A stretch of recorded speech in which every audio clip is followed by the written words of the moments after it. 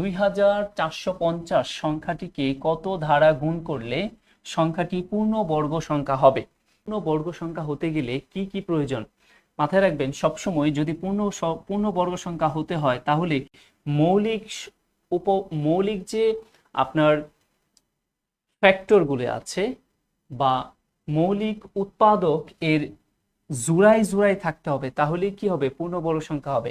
দেখেন আমরা 2 আর 2 গুণ করলে কত পাচ্ছি? 4। ঠিক একইভাবে আমরা যদি 3 এবং 3 গুণ করি তাহলে কত পাচ্ছি? 9। ঠিক আছে, তার মানে এখন যদি আমি বলি 2 ইন্টু 2 ইন্টু 3, তাহলে এই সংখ্যাটা কি হবে না?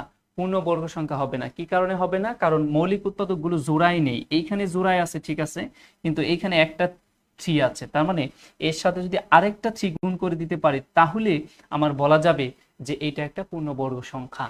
তাহলে ঠিক একইভাবে আমাদের যে কাজটা করতে হবে সেটা হচ্ছে এইখানে 2450 সংখ্যাটার সাথে কত গুণ করলে সেটা একটা পূর্ণবর্গ সংখ্যা হবে। তাহলে আপনার কাজ হচ্ছে প্রথমে এই 2450 সংখ্যাটাকে মৌলিক উৎপাদকে নিয়ে আসে। এর মৌলিক উৎপাদকগুলো আমরা আগে বের করে নিয়ে আসবো। তাহলে আমরা প্রথমে 2 দিয়ে যদি ভাগ দিই তাহলে এখানে কত হবে? 12, আর এখানে হবে কত? 25। তাহলে এখন যদি আমরা আবার কি দিয়ে ভাগ দেই? 25 দিয়ে যদি ভাগ দেই, 5 দিয়ে ভাগ দেই, তাহলে 5 দুগুণে কত? এটাকে আবার 5 দিয়ে ভাগ করি, তাহলে কত হয়? 49। আবার এটা কি দিয়ে যাবে? 7 দিয়ে, 7 সাথে 49। তাহলে একটা জিনিস খেয়াল করেন, এখানে 2 ইন্টু 5 ইন্টু 5 ইন্টু 7 ইন্টু 7, তাই না? তাহলে এখানে সমস্যাটা কোথায় হচ্ছে?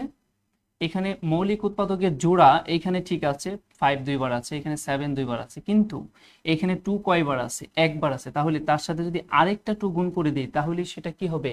একটি পূর্ণবর্গ সংখ্যা হবে। তার মানে আমাদের এই যে 2450 যে সংখ্যাটি আছে তার সাথে যদি আমরা 2 গুণ করে দেই তাহলে সেই সংখ্যাটা কি হবে?